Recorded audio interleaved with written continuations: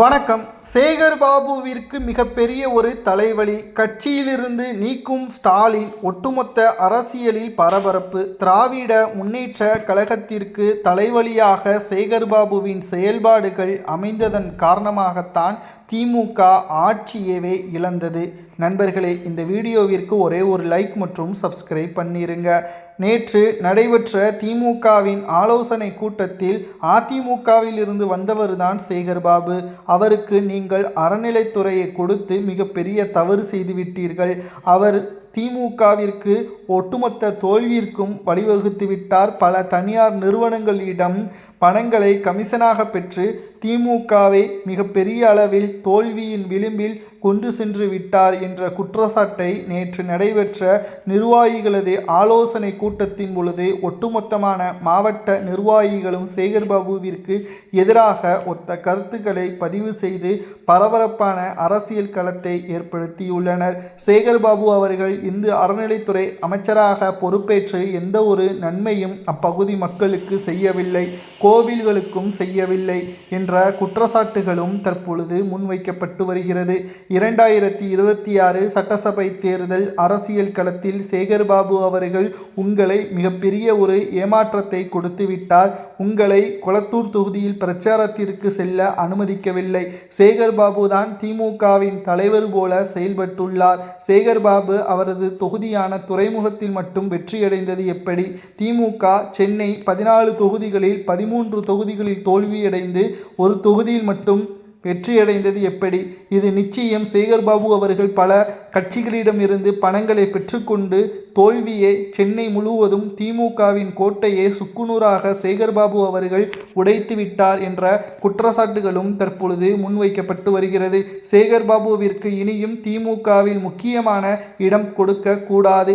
சேகர் பாபுவை பொறுத்தளவிற்கு முக்கிய அதிகாரங்கள் அனைத்தையும் அவரிடம் இருந்து பறிக்க வேண்டும். அப்பொழுதுதான் திமுக 2026 தோல்வியடைந்ததை போல 2031 தோல்வியடையாமல் இருக்கும். சேகர் பாபுவை இனி நீங்கள் நம்ப வேண்டாம். அவருக்கான மாவட்ட செயலாளர் பதவியை மட்டும் கொடுத்து விடுங்கள். இது போன்ற தவறுகளை இனி சேகர் பாபு செய்தால் கட்சியிலிருந்து நீக்குவதற்கு கூட தயக்கம் காட்டக்கூடாது.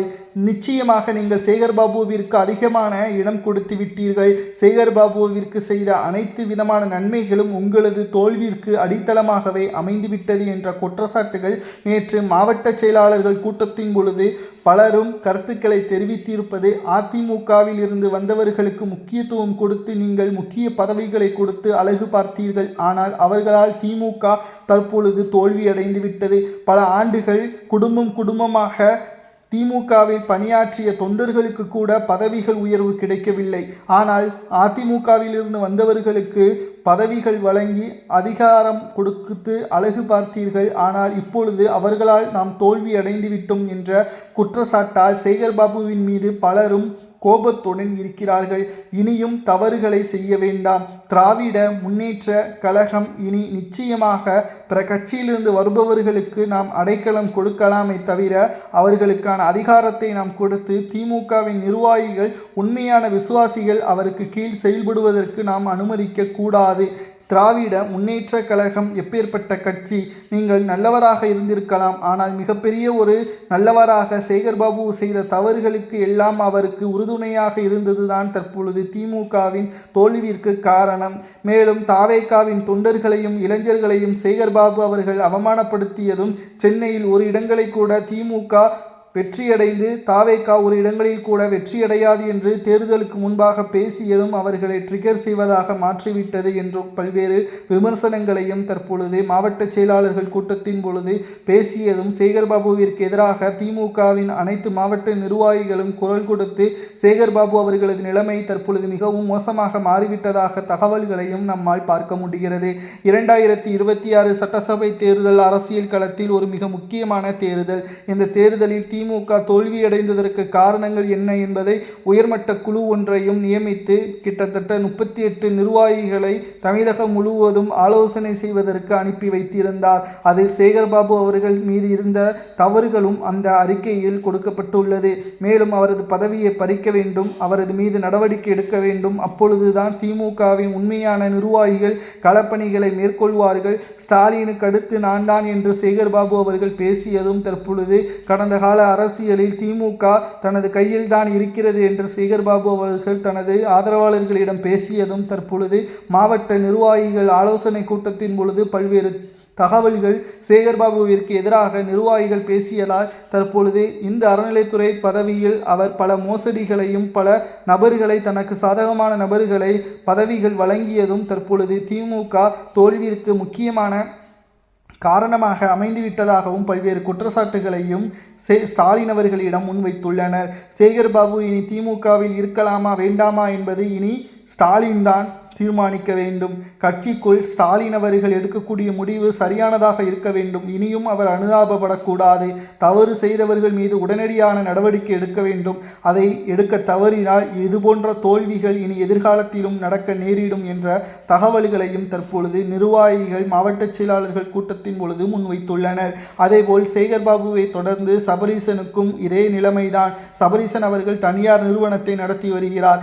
ஆனால் அவர் திமுகவில் உள்ள முக்கியமான நிர்வாகிகளையும் அவர் மிரட்டுவதாகவும் தனக்கு சாதகமான முடிவுகளை அப்பகுதியில் உள்ள தொண்டர்களுக்கு நலத்திட்ட உதவிகளை செய்யாமல் அங்கு தேவையில்லாத நிறுவனங்களையும் வரவழைத்து அவர்களிடம் கமிஷனை பெற்று சபரீசன் அவர்கள் திமுகவின் உட்கட்சி விவகாரங்களில் தலையிடுவது சரியில்லை. இதுபோன்ற நிகழ்வுகள் குடும்ப பின்னணியிலிருந்து வரக்கூடியவர்கள் நிச்சயமாக திமுகவை வெற்றியடைய விடமாட்டார்கள். அவர்களது சுயநலத்தை தான் பார்ப்பார்கள். அண்ணா அவர்கள் உருவாக்கிய திமுக கிட்டத்தட்ட உதயநிதி அவர்களது கையில் சிக்கிக்கொண்டு மிகப்பெரிய அளவிலான தோல்வியை நோக்கி சென்று கொண்டிருப்பதாக தமிழகத்தில் பரவலாக பேசுகிறார்கள். இதற்கு காரணம் என்ன தலைவரே என்று ஸ்டாலினிடம் கேட்கக்கூடிய வகையில் அமைந்துவிட்டது.